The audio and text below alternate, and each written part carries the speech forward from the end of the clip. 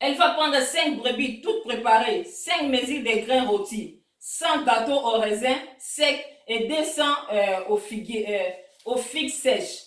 Elle chargera tout cela sur les ânesses et dira à ses serviteurs de passer devant elle.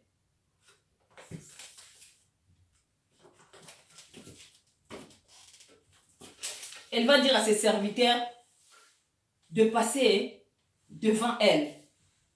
Et elle suivra derrière.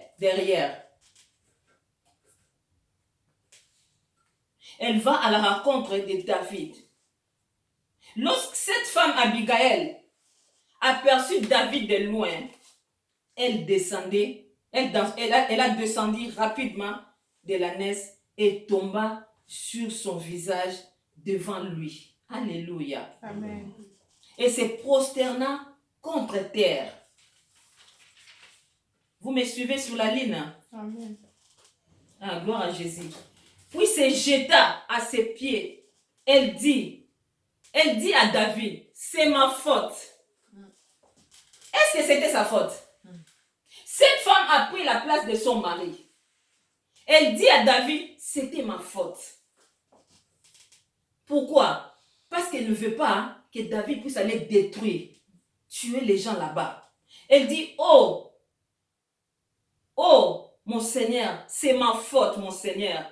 Permets à ta servante de te parler. Et écoute ces paroles.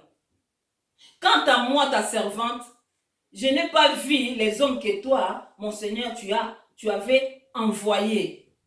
Maintenant, mon Seigneur, aussi vrai que l'Éternel est vivant et que ton âme est vivante, c'est l'Éternel qui t'a empêché de verser le sang et qui a retenu ta main. Accepte ces cadeaux que moi, ta servante, je t'apporte à toi, mon Seigneur, et qu'ils soient distribués aux hommes qui marchent avec la suite de mon Seigneur. Oh, bien-aimé dans le Seigneur, quelle femme fantastique. Son mari n'est même pas au courant. Hein. Depuis que le mari avait donné la réponse, il est là dans la fête en train de s'enivrer, en train de boire. Mais la femme dit, il y a des innocents ici. Des travailleurs sont là. Il y a des personnes dans la ville. Maintenant, David c'était un homme de guerre aussi. Il va venir tuer tous les innocents, des personnes qui ne connaissent même rien, à cause d'un monsieur qui est méchant. Non, je vais faire quelque chose. Maman, est-ce que tu fais quelque chose dans ta maison? Si c'était toi, tu n'allais pas dire, ah, c'est lui-même qui gère ces problèmes-là, on va venir le tuer. Hein, maman? Non, maman, une femme de distinction prend des décisions aussi pour sauver sa maison. On vient de dire tout à l'heure, une femme sage bâtit sa maison. Voyons l'exemple de cette femme, maman. Son mari, c'est quelqu'un d'ingrat, de méchant. Même ses travailleurs ne pouvaient pas s'approcher de lui pour lui parler. Mais on veut venir détruire votre vie. La femme réfléchit. Elle dit non, je vais faire quelque chose. Maman, on a tellement de choses en nous.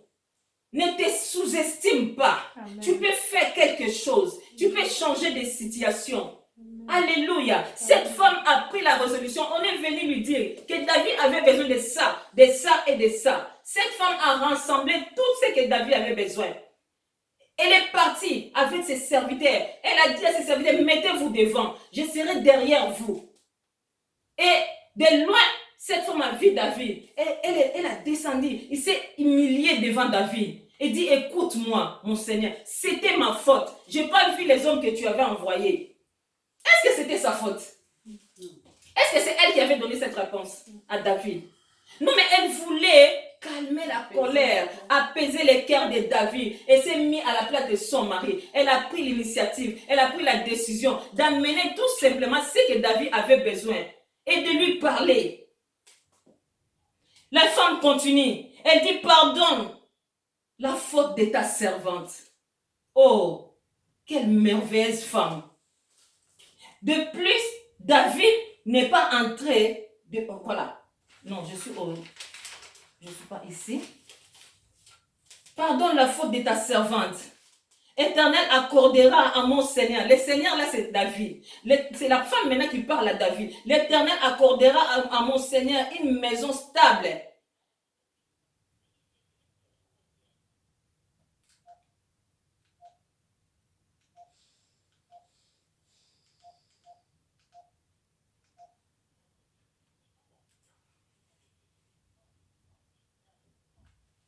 L'Éternel accordera à mon Seigneur une maison stable.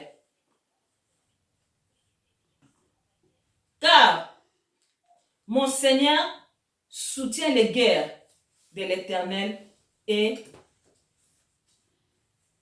on ne trouvera jamais rien de mauvais chez lui. Donc chez toi, chez David. Au verset 30, Abigail dit, maman tu peux refaire s'il te plaît. Allô, vous m'attendez? Ah d'accord, c'est bon. Au verset 30, Abigail dit à David, lorsque l'Éternel aura fait à mon Seigneur tous les biens qu'il t'a annoncés et qu'il t'aura établi chef, parce que David devrait devenir le roi d'Israël. Donc voilà que Abigail va rentrer en scène pour commencer à parler à David. Tu ne peux pas aller tuer les gens. Tu ne vas pas aller gâter ton nom. Tu ne vas pas verser les sangs. Lorsque tu seras roi, les gens vont commencer à dire tu as exterminé les gens. Donc tu ne peux pas faire ça. Cette femme-là commence à expliquer à David. Commence à peser les cœurs de David. Commence à parler à David. Donc la femme l'a dit, Seigneur n'aura ni remords. Donc, lorsque tu seras chef sur Israël, mon Seigneur n'aura ni remords, ni trouble dans son cœur. Tu seras calme dans ton cœur. Tu ne pourras pas commencer à réfléchir, ah moi j'ai tué beaucoup de gens. Ah moi je fais ceci, cela. Ça va commencer à te culpabiliser. Donc tu seras tranquille dans ton cœur pour avoir versé le sang inutilement et pour être vengé lui-même. Et toutes ces paroles-là ont suffi pour que David soit apaisé dans son cœur. Alléluia. C'était une femme de distinction, une femme d'impact qui a impacté la vie de David. Amen. Qui a mené la solution, bien-aimé. Si cette femme-là n'était pas là, si cet homme-là qui était méchant, Dieu l'a béni en lui donnant une femme de bon sens. Mais si c'était à la place de cette femme-là une autre femme, donc David allait tuer tout le monde là-bas. Alléluia. Amen. La femme de distinction, malgré les mauvais comportements de son mari, elle ne laisse pas que David verse le sang, même des innocents. Et dans sa maison, elle intervient, apaise le cœur de David. Maman, tu dois faire la même chose. Amen. Ton mari peut être mauvais. Ton mari peut avoir des mauvais comportements. Ton mari peut être méchant. Mais ne laisse pas que le diable profite de cela. Amen. Sois une maman de distinction qui sait apaiser toujours le problème dans la maison. Bâtis ta maison, maman. Amen. Sois une femme de prière. Cette femme de prière, comme Esther, a changé les données. Amen. Alléluia. Amen. Les lois, le monde nous enseigne qu'un degré, une loi, une ordonnance peut être changée seulement par la personne qui avait signé cela. Alléluia. Mais le monde nous enseigne aussi une loi, un degré, une ordonnance peut être effacée ou annulée par une personne qui est au-dessus. Alléluia. Celui qui est au-dessus, c'est Jésus-Christ de Nazareth. La loi a été signée. Il y avait des degrés qui ont été signés. Qu'on va exterminer le peuple d'Israël. Parce que Mardoché ne se prosternait pas devant Aman. Voilà. Mais lorsque cette situation-là, ou cette solution-là est arrivée dans l'oreille d'Esther, Esther dit, je vais faire quelque chose. Oh, je vais faire quelque chose. Je n'ai pas les armes. Je ne peux pas aller me battre avec Naaman. Naaman était comme le premier ministre. Donc je ne peux rien faire contre Naaman. Je suis la femme du roi, bien sûr. Mais je ne peux pas aussi aller voir le roi. Parce qu'il y a des degrés. Il y a des lois. Si je ne suis pas appelée par le roi, je ne peux pas aller voir le roi. Mais qu'est-ce que je vais faire? Mais j'ai un Dieu. Oui, j'ai un Dieu.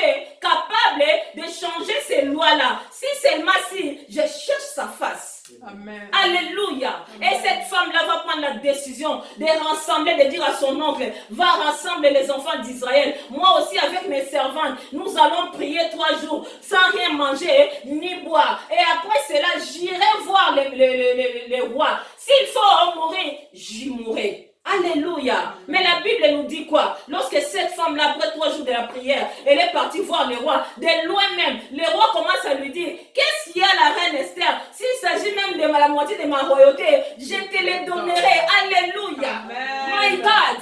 Amen. Alléluia. Amen. Est-ce qu'il s'agissait de la royauté? Il s'agissait de la moitié de la royauté que Esther est partie chercher? Tu peux changer les données. Amen. Dans la prière. Amen. Sois une femme de prière, bien-aimée. Amen. Sois une maman consacrée dans les choses de Dieu. Amen. Sois une maman qui craint l'Éternel. Sois une maman qui peut prendre des initiatives dans sa maison. Sois une maman qui va prier pour ses enfants. Tu vois que mon enfant là, son comportement là, je vois ça, c'est bizarre. Non, c'est pas normal. Tu commences à prier. Tu commences à recommander la vie de ta fille, de ton fils entre les mains du Seigneur pour que Dieu change le comportement de ton enfant. Prends les initiatives. Amen. Cette femme a pris l'initiative d'aller rencontrer David. Cette femme a pris la décision d'aller à la rencontre de David. Mais elle n'est pas allée mais vide. David avait besoin de la nourriture seulement. Cette femme a rassemblé la nourriture que David avait besoin. Il dit, va, prends. C'était ma faute. Elle ne dit pas que c'était la faute de mon mari. Elle dit, c'était ma faute, je n'ai pas vu de personnes que tu avais envoyées. Voilà pourquoi je suis venue te rencontrer pour te donner ce que tu avais besoin. Ne va pas tuer les gens pour rien. Demain, c'est toi qui seras roi. Quand tu vas verser le sang, ça sera dans ta conscience. Ne fais pas ça. Tu seras un grand roi. Tu seras un roi exemplaire. Cette femme a commencé, voilà, à toucher le cœur de David. David dit à Abigail, t'es quelle heure, maman? David dit à Abigail, 36. 12 heures. David dit à Abigail, David dit à Abigail, béni soit ton bon sens. Béni soit ton bon sens. Et béni sois-tu, toi qui m'as empêché aujourd'hui de verser le sang. Au verset 32. Et qui a retenu ma main. Mais l'Éternel, le Dieu d'Israël, qui m'a empêché de faire du mal, est vivant. Si tu ne t'es pas dépêché de venir à ma rencontre, il ne sera pas resté un seul homme à Nabal d'ici le matin. Voyez la décision de David. David avait la décision de tuer tout le monde. Il pouvait le faire aussi. Ouais. C'était un homme de guerre. Voilà. Mais à cause de quoi? De la nourriture. À cause de l'ingratitude de Nabal. À cause de son ingratitude. À cause de sa méchanceté. Alléluia. Amen. Vous m'attendez, bien-aimés dans le Seigneur. À cause de l'ingratitude de cet homme. Mais heureusement, Dieu a donné à cet homme une femme de beau sens. Une femme respectée. Une femme de distinction. Une femme sage. Elle est dotée de capacités, de compassion. Cette femme a eu compassion de son mari. Cette femme a eu compassion de son peuple. Cette femme a eu compassion de sa maison. Elle dit non, je ne peux pas laisser ces problèmes comme ça. Il faut que j'intervienne. C'est une femme sage. Amen. Qui bâtit sa maison. Amen. Alléluia. Amen. C'est une femme sage, bien-aimée. Une femme de distinction. Elle n'est pas n'importe quelle femme. Elle est différente. Ce n'est pas toutes les femmes qui pouvaient faire ça. Elle est différente. Tu peux pousser ça devant un peu? Elle est différente. Elle est différente des autres. Elle est différente de d'autres femmes encore. Elle est différente d'autres femmes. C'est une femme de distinction. Une femme pleine de sens, de bon sens. Une femme exemplaire. Alléluia. Amen. Et David prit ce qu'Abigail lui avait apporté et lui dit, monte en paix chez toi. Tu vois, David commence à dire à Abigail, monte en paix. Hein, mamie? Tu dors? Monte en paix chez toi. Tu vois, je t'ai écouté. Amen. Et je t'ai bien accueilli. Amen. Alléluia. Amen. Le cœur de David a été apaisé. Motema na ye ekoti kimia. Asepeli na makambo mwasi oyo asali. Mama zala lokola mwasi oyo Abigail. Même si quelque chose ne va pas à la maison, tu peux chercher la face de Dieu pour arranger les choses. Amen. Même si rien ne marche avec papa à la maison, cherche la face de Dieu pour que Dieu touche le cœur de ton mari. Même si ton mari se comporte mal, bien aimé, vous êtes déjà mariés, vous êtes là ensemble, ne divorcez pas. L'intervention divine est là. Sois sage. Demande la sagesse à Dieu. Toi qui manques la sagesse, maman. Amen. La Bible dit celui qui n'a pas la sagesse, qu'elle lui demande à Dieu. Tu n'as pas l'intelligence, demande à Dieu. Il te donne l'intelligence, la sagesse. Pour être une femme de distinction. Pour savoir comment prendre des décisions. Tu ne prends pas des décisions comme ça, voilà, comme ça à la hâte. Réfléchis. Cette femme a sauvé les vies. À cause de son bon sens, cette femme a sauvé les vies. Cette femme a sauvé même son mari là. Cette femme a sauvé la vie de ses enfants. Cette femme a sauvé la vie de personnes de sa vie. C'est une femme de distinction. Amen. La femme de distinction, c'est la femme qui remplit les critères qu'il faut. Pas seulement dans sa maison ou sa famille, mais aussi dans la société. Amen. La femme de distinction remplit des conditions ou remplit des critères aussi dans la société, même dans l'église. Sois une femme de distinction. Cette femme de distinction à l'église qui vient très tôt pour arranger les chaises, pour balayer l'église, pour mettre la propriété, déposer les choses à sa place. Une femme de distinction. Cette femme-là apporte un plus dans son église.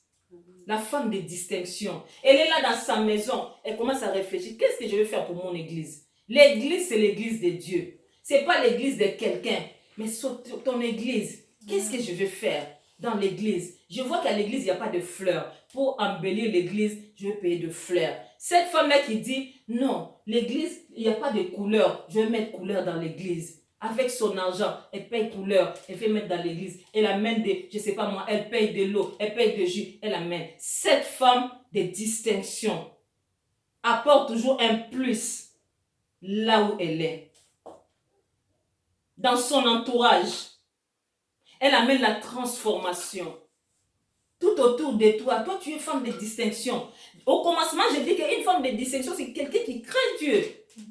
Toi tu es là, on est en train de parler de dos des gens, tu mets aussi ta bouche dedans. Tu commences aussi à critiquer, à insulter. Elle vraiment, elle s'habille pas bien. Elle est comme ça. Regarde comment elle est. Regarde comment elle s'habille. Regarde. Non. Oh. Femme de distinction est différente des autres. Oh. Femme de distinction est différente des autres. Allô? La femme de distinction, on peut lui faire confiance. C'est cette femme-là qu'on peut faire confiance. La femme comme Abigail, on peut lui faire confiance. Hein? Amen. Ah, on peut lui faire confiance. Elle peut prendre des décisions que les hommes même ne peuvent pas prendre. On peut lui faire confiance. C'est une femme de distinction. Ce que cette femme a fait, il n'y a pas beaucoup de femmes qui peuvent faire ça. Ce qu'Esther avait fait, ce n'est pas toutes les femmes qui peuvent faire ça. Regardons Ruth. Parlons de Ruth. Il y a tellement de femmes de distinction dans la Bible. Bien aimé, quand tu médites la parole de Dieu, tu verras plusieurs femmes de distinction. Ruth suit Naomi. Naomi a perdu son mari. Naomi a perdu ses enfants. Entre autres, le mari de Ruth. Cette femme-là a appris que dans son pays a été béni. Elle dit non, je vais retourner dans mon pays. Elle n'avait rien. Elle était même devenue vieille. Elle n'avait plus rien. Et il y a Ruth et Orpa, ces deux belles filles, qui vont dire non, nous allons pas rester ici. Nous allons te suivre. Mais la maman là, la Naomi dit à ses belles filles, vous allez me suivre pourquoi? Je suis déjà vieille. Qu'est-ce que je vais vous donner? Est-ce que je vais mettre encore au monde des enfants pour vous prendre comme épouse? Et même si je mettais au monde, vous allez attendre jusqu'à ce que ces enfants vont grandir pour vous épouser encore. Non, restez chez vos parents. Retournez dans vos maisons. Les deux belles filles, Orpa et Ruth. Orpa va écouter Naomi pour retourner chez ses parents. Mais Ruth va dire à Naomi, non, moi, je ne retournerai pas. Je partirai avec toi. Ne me presse pas de retourner. Alléluia. Amen. Oh, alléluia. Amen. Gloire à Jésus. Ne me presse pas de retourner. J'irai avec toi. Là où tu iras, j'irai avec toi. Là où tu mourras, je mourrai avec toi. Ton Dieu sera aussi mon Dieu. Alléluia. Amen. Une femme qui voit au loin. Cette femme avait l'œil spirituel. Elle n'avait pas regardé la vie est là. Qu'est-ce qu'elle va me donner encore? Suivre une belle personne. Parce que tu as l'œil spirituel. Tu as l'œil spirituel, bien-aimé. Tu dis, ah, on vient dans cette église-là, on n'est pas nombreux. Hein? Non, tu ne sais pas. Tu ne vois pas loin. Qu'est-ce que tu en sais? Est-ce que tu as déjà demandé au Seigneur pour te parler de Mipé? Demande à ton Dieu qui te parle de cette église-là. Aujourd'hui, tu vois ça petit. Laisse que tu puisses avoir l'œil spirituel, bien-aimé. Regarde dans le spirituel. Ne vois pas ce que toi tu vois. Ruth a vu loin. Ruth n'a pas vu que Naomi n'avait plus rien à lui donner. Mais Ruth a vu loin. Et lorsque nous allons dans les Écritures, nous voyons que lorsque Ruth est partie avec Naomi, sa vie a été bouleversée. Ruth est partie rentrer dans la maison de Boaz. Et aujourd'hui, le nom de Ruth est cité parmi les descendants de Jésus-Christ de Nazareth. Amen. Non, il faut voir loin, bien-aimé. Amen. Il faut voir loin. Ne regarde pas ce que tu vois maintenant, mais regarde demain.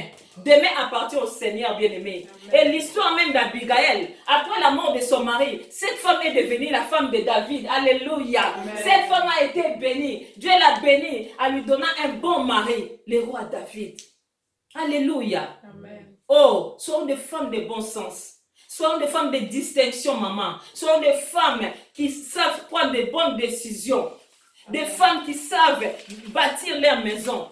Des femmes de compassion. Des femmes qui impactent les vies. Oh, impactent les vies des autres. Amen. Oh, impactent les vies des autres. Je parle à une maman. D'impacte la vie des autres. Amen. Cette femme-là qui donnait des choses aux orphelins et aux veuves, comment elle s'appelle? Comment elle s'appelle encore? Qui était décédée? Tabitha. Elle avait marqué la vie des autres. Mais le jour où Tabitha est décédée, tout autour d'elle, c'était des personnes qui pleuraient là. C'était des personnes que Tabitha faisait du bien. Non, quand tu perds quelqu'un qui te fait du bien, tu n'es pas bien. Tu es triste, tu pleures. Tu pleures. Toutes les larmes de ton cœur. Pourquoi? Parce que c'était une belle personne. Comme cette femme, c'était une belle personne. Elle a sauvé plusieurs vies de sa ville. Maman, ce matin, Dieu te parle. Amen. Ce matin, Dieu veut que tu changes ton comportement. Ce matin, Dieu te parle, t'interpelle.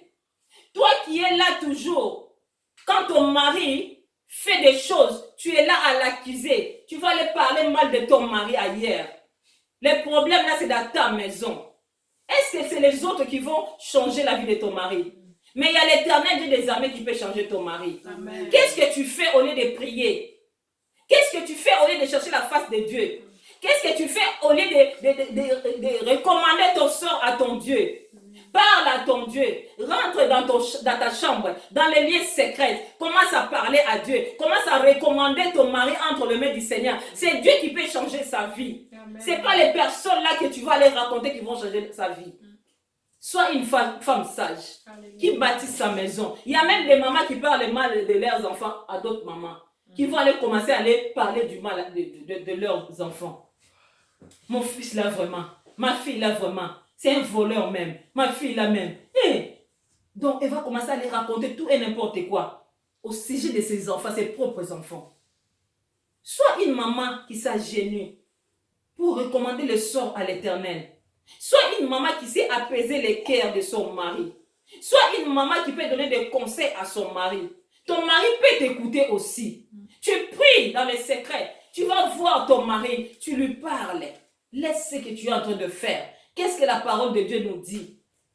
Parce que vous êtes des enfants de Dieu.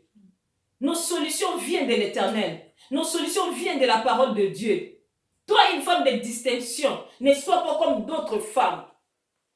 Ne finis pas, ne sois pas une femme querelleuse. Dans la maison, ton mari a peur de rester à la maison à cause de toi. Parce que tu le mets mal à l'aise. Ton mari refuse de rester à la maison. Tu ne prends même pas soin de ton mari. Tu ne sais même pas servir ton mari. Tu demandes aux enfants d'aller servir ton mari. Voilà pourquoi le mari va aller chercher une autre femme. Ton mari vient, c'est lui qui va aller faire ses moules là-bas. Ton mari vient, c'est lui qui va aller faire, je ne sais pas moi, va faire à checker lui-même là-bas. Il t'a épousé pourquoi? Oui, je suis allée dans une maison, quelque part, j'arrive là-bas, on était avec la femme, on causait tout ça, et le mari vient l'après-midi. Le mari vient, le mari nous salue, le mari rentre dans la cuisine pour aller faire ses moules. Bien aimé. Le mari a fait les sémoules. Il est venu manger dans désordre. J'ai regardé dans mon cœur, j'ai dit, c'est quoi ça? C'est quoi ça? C'est comme ça qu'on vous a éduqué chez vous, au pays là-bas. Vous venez prendre le tout de l'Europe ici. On copie de bonnes choses. Quand tu fais comme ça, tu vas ouvrir une porte où ton mari va aller chercher une autre femme. Là où quand il vient comme ça, on la lève les chaussures, on la lève la chemise, on lui met à l'aise. On dresse bien la table. Et la dame est à côté de ton mari. Elle est là. Son mari mange. Elle est là. Elle commence à raconter des histoires. Mais toi, quand tu mets la nourriture là-bas, tu es là. Ou bien tu es dans ta chambre. Ton mari mange ici. Toi, tu es là-bas. Il va t'abandonner. Il va aller chercher une autre femme. Ça sera ta faute. Sois une femme qui bâtit sa maison. C'est ton mari. Comment?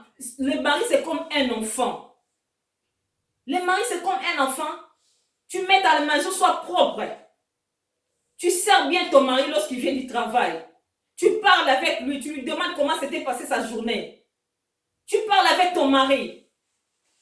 Même s'il va hier. Parce que là, il y a aussi des femmes qui draguent les hommes. Même si une autre femme drague ton mari, elle va dire non. J'ai tout à la maison. Tu bâtis ta maison. Une femme sage bâtit sa maison. Une femme sage prie toujours pour son mari. Une femme sage prie toujours pour ses enfants. Une femme sage prie toujours pour son église. Une femme sage impacte les vies. Alléluia. Amen. Dieu t'a parlé ce matin, bien-aimé. Maman, toi qui m'écoutes partout où tu es dans le monde. Dieu t'a parlé ce matin. Sois une femme d'impact. Une femme de bon sens comme Abigail. Une femme de compassion, une femme pleine d'amour, une femme qui n'a pas regardé le mal de son mari, qui n'a pas regardé que son mari était quelqu'un de mauvais, quelqu'un de méchant, quelqu'un ingrat, une femme qui a pris l'initiative d'aller arrêter David de verser le sang. Même David lui-même dit, tu es une femme de bon sens. Je t'ai écouté. J'ai failli faire le pire. Mais à cause de toi, je n'ai pas fait ça. Alléluia. Amen. Nous allons nous lever dans la présence de Dieu. Tu as écouté Dieu. Tu as écouté Dieu, bien-aimé.